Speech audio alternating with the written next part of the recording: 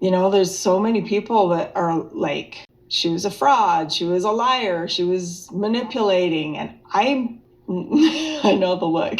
I know the look. No, I know that you're like right there. You have I'm like cautious because I don't think it was like intentional manipulation. I don't really either. I think that Cody decided that he had this new person that was like this new insider with him. The new shiny toy. Yeah.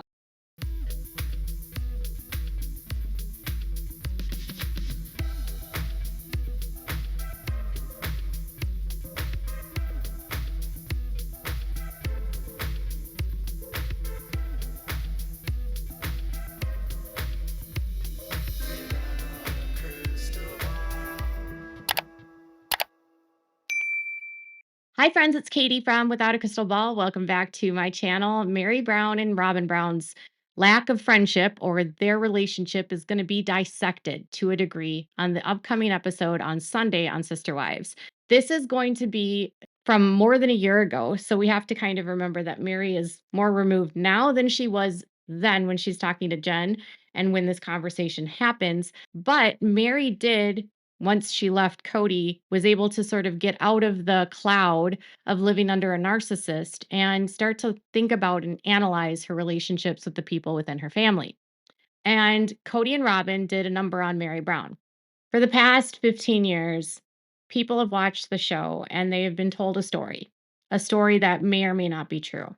And today, what we're seeing is some of the women are having different points of view about what they experienced while they were living in this family. And we're learning about some of the disparities that occurred between certain women and certain children and different financial discrepancies that occurred. But the biggest issue in all of polygamy, and what I think is important to highlight, is that whoever is the legal wife will almost always have more financial benefits than the wives that are not the legal wives, because the legal wife is under the law where the husband would have their primary residence. And so while Meri was Cody's legal wife, she lived a different lifestyle and she had a lot more responsibility because, as the legal wife, her husband was not only cheating on her under the law, he was also fathering children outside of marriage, and they were living polygamy. And in the Utah at the time that this was all happening, she could have been prosecuted because she allowed her husband to take other wives even though they were already married. It's a lot of burden to put on a woman when really it's the man that's doing it, right? And I think for years it's been hard for us to decipher, like, what's the truth versus what's reality.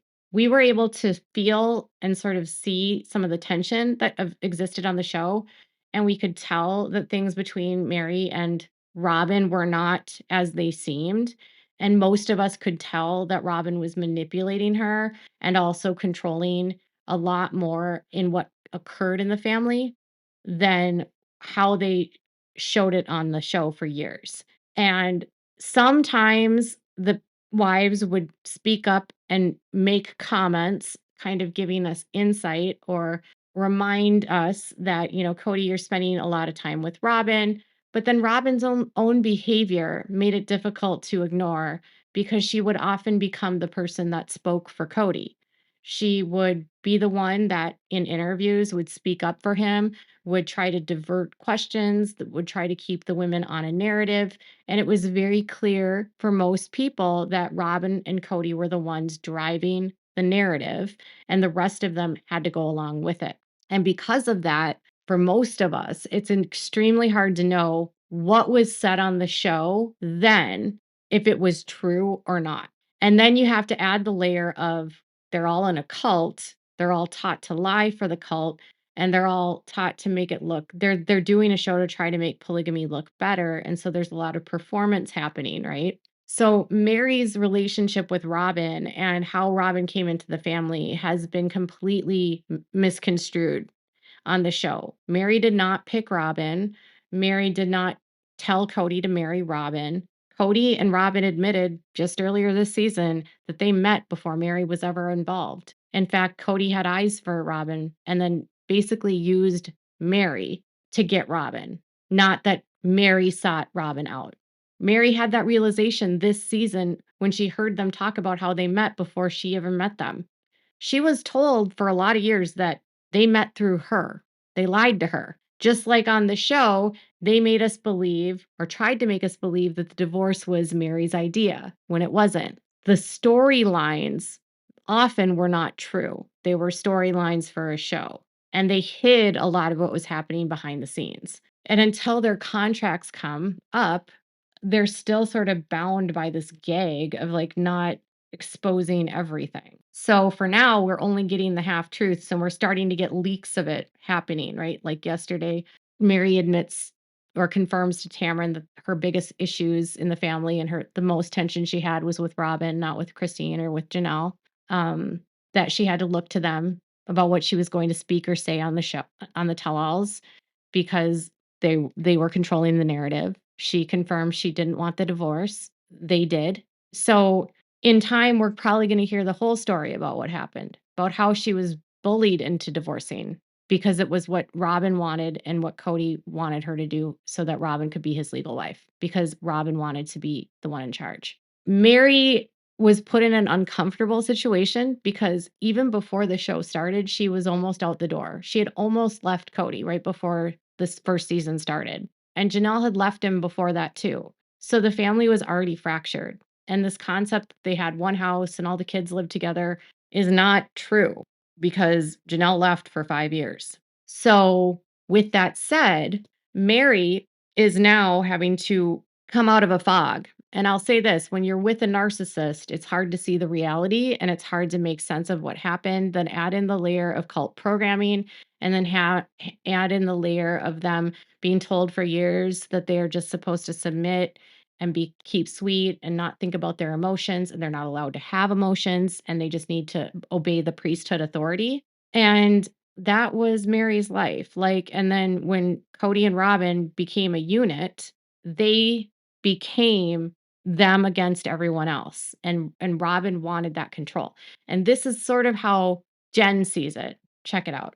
Decided that he had this new person that was like this new insider with him. The new shiny toy. Yeah. And that it just became them against everybody else. And then she'd act like she was your best friend and then completely ignore you and hurt your feelings. Like, that's really up. Like, either be an asshole or don't. It's funny to hear her say that she was the new shiny object, because that's what a lot of ex-polygamous women or plural wives or whatever you want to call the women that leave, the survivors, say about when a husband or a man takes on a new woman. She becomes like the new toy, the new shiny object.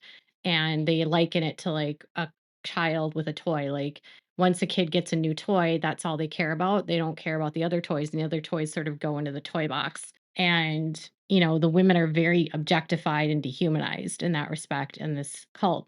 And, he did very much just focus his attention and time on Robyn. And I think one thing that I'm going to be interested to see is if in time we start to hear from them the truth of how Cody actually was when the cameras were off, because none of them have actually talked about how he would always compliment Robyn's figure and her thinness and her age and her attractiveness in front of the other women and call her like a supermodel in front of everyone, and that, she was the young wife, she was his trophy wife. They said it the first season a little bit and joked about it, but that never ended. That prevailing way he treated her never ended. He very much made them feel like they weren't as good as Robyn because he valued her size and her appearance more than the other women.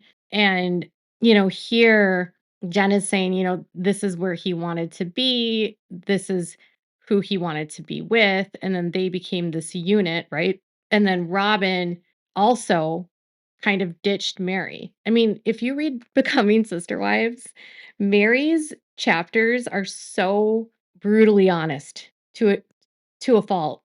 And she speaks about how Robyn befriended her, made her feel like they were going to be best friends, kind of love bombed her. And then as soon as Robyn and Cody's like courtship started, Robyn had no time for Meri anymore. And it just became about Robyn and Cody. So she felt used. I mean, she said that in their book from 2012. So I think there's still this like, you have to give them time to get through the junk, and then you have to get them comfortable to speak the truth because they've lied for so many years. And I think there's shame in the lying. I think there's shame in people thinking they're frauds. And I think it's awesome that Meri even said that like a lot of people say that Robyn is a fraud, a fraud. Now they say, I don't think that, but she still said it. Have you ever heard any one of them say Robyn's a fraud until today? Not me. She said it and then she said, but I don't see it that way. Well, you still said it, so you're thinking it. And I think the wheels are turning here. Now, Meri's take on their relationship versus Robyn's take is interesting. And Robyn is going to blame Meri, which is, of course, what Robyn's going to do. I know that mine and Robyn's relationship was a good one, and I felt very solid in it. Like, we were very close. And then it started, there was a divide. I always had Meri's back, even when people were plotting against her, ignoring her, and I never felt a divide. Other than when she moved, that was when things changed. She changed it after that, but I always cared.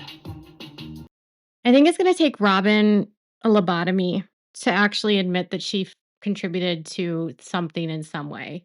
It's hard when you have a conflict with someone because everyone, when they're in the middle of a conflict, obviously feels like they're justified in their feelings, right? And then there's sometimes in conflict where someone is actually in the wrong, right? There's someone that actually did something wrong and they hurt someone, and all they need to do is apologize and say they're sorry. And I can think of on zero hands how many times I heard Robyn ever apologize to anyone ever. I can think of times when the other women had to apologize to Robyn, though. Christine was constantly groveling at Robyn to try to make things better and was always reminded that she was being a bully. And to be clear, Christine actually didn't like that Cody called her a bully, but she admitted she was a bully back in the day. She actually admitted that she used to taunt Meri about the kids and the number of kids she had. She told Meri to her face she hoped she had a miscarriage. They had fights about that kind of stuff. She didn't want Meri to steal her thunder. She would get, according to Meri, get really, whenever she'd get pregnant, she would kind of rub it in Mary's face. And that's how they hurt each other, right? And that dynamic doesn't go away because you add another woman, right? But at least on the show, and again, it's contrived and it's for a story. We saw some of the women like apologize and take accountability. Specifically, we saw Meri repeatedly try to take accountability with the women about things that happened before the show was on air. And I think some of the issues that happened before the show, a lot of space was given to Janelle and to Christine for their grievances, but there was not a lot of opportunity for Meri to share her perspective. And I think because of that, we get a very one-sided narrative of what the other people think Meri did to them. But we don't hear from Meri why things were the way they were, right? And quite honestly, in polygamy, what the men do is they will scapegoat the women. And so they will allow the women to yell at each other and pit the women against each other. And Cody grilled and drilled into these kids and women that Meri was the bad one, even though he was the one that was doing it all. Even though he was the one that was controlling the money, not Meri. Even though he was the one that was dictating where they moved, what happened, the living conditions they lived in. That was all Cody. And he used Meri as a scapegoat. And when Meri stopped obeying him, they turned on her. And that's what you saw in real time happen on the show. And so I'm always super skeptical when people start talking about how horrible she is, because I think, well, Cody's been telling them that for years. And there's times when I listen to McKelty talk about Meri, and I'll think, that's what Cody says about Meri, right? And then you'll hear the kids say, well, we didn't even know Meri was that bad until Robyn came into the family and made us believe that she was. What are you talking about? So you didn't know she was bad until Robyn showed up? That sounds to me like Robyn's manipulating people to not be on Meri's side, and narcissists do that.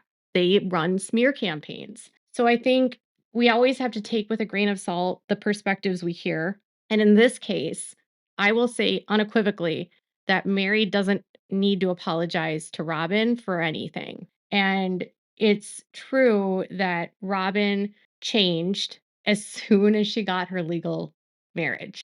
It was like everything was, Meri didn't exist anymore. No one existed but her and Cody. She played the game until she got the legal marriage in 2015. And then once she got the legal marriage in 2015, it was like nobody else existed. And Janelle at the time called it and said, it's like, I think you're going to go run off into the sunset. And that's exactly what Cody did. I mean, come on. Can you even think that it was anything else than that?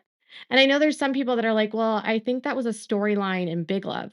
And it might have been, but they had to come up with something to justify why she was going to do the divorce. But the divorce wasn't because it was from Big Love, and the storyline wasn't from Big Love. It was because Cody wanted to divorce Meri and make Robyn his legal wife.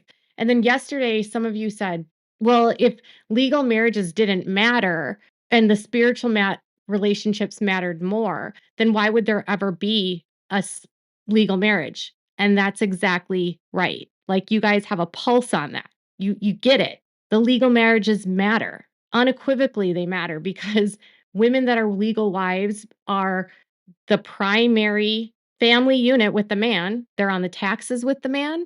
They're on the deed of the homes with the man. They share the bank accounts with the man. In most states, community property is how assets are divided. And so she's the divider of assets. And I know Meri gets a lot of flack, but those were years and years and years ago, right? And Janelle today says Meri was fair. Meri made sure that everyone got their share. She never doubted that Meri would advocate for them. And that changed with Robyn.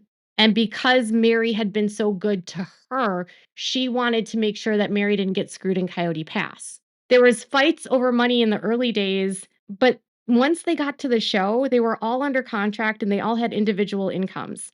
They were being paid episodically per episode for a while, and they would get paid each. So Meri got a salary, Janelle got a salary, Christine got a salary, and Robyn got a salary. And Meri, she worked her ass off on the show. I mean, she drove so many of the storylines because so many other people in the family didn't want to work. Robyn didn't want to work. She didn't want to be on the camera. So Meri had to hold down 3 jobs, right? So once they started making money, like this concept that like there was fights over kids getting fed is just asinine. And then when they lived in Wyoming, sure, they definitely were poor, but all of them were poor. Let's be honest. Meri wasn't living wealthy. They were living very poorly, all of them.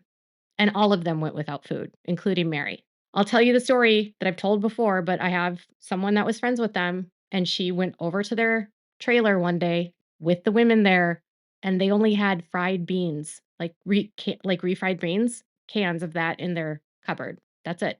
No food other than that. Meri too.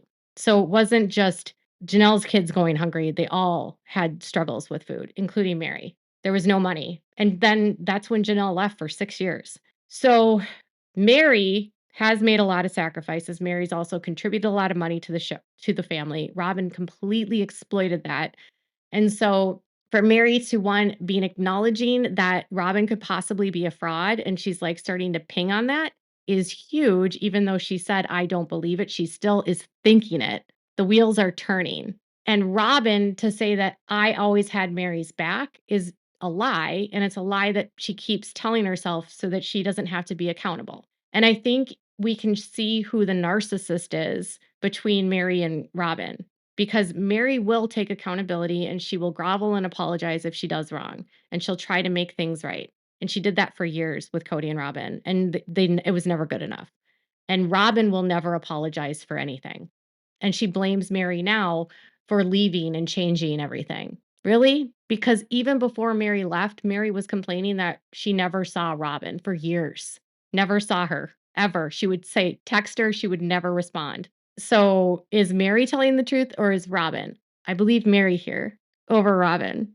And I still think it's going to be a while before we get the full truth.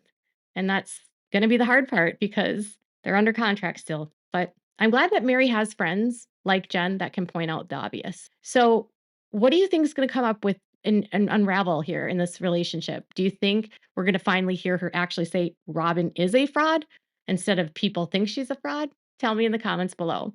Make sure to give this video a thumbs up. The show is starting on Sunday, and so many of you are watching these videos and not subscribed. So click the subscribe button, please, please, please. It's free. You just hit the button, then hit the notification bell, and you'll never miss one of my videos. And make sure to leave all of your comments below. Thanks so much for watching. Bye, guys.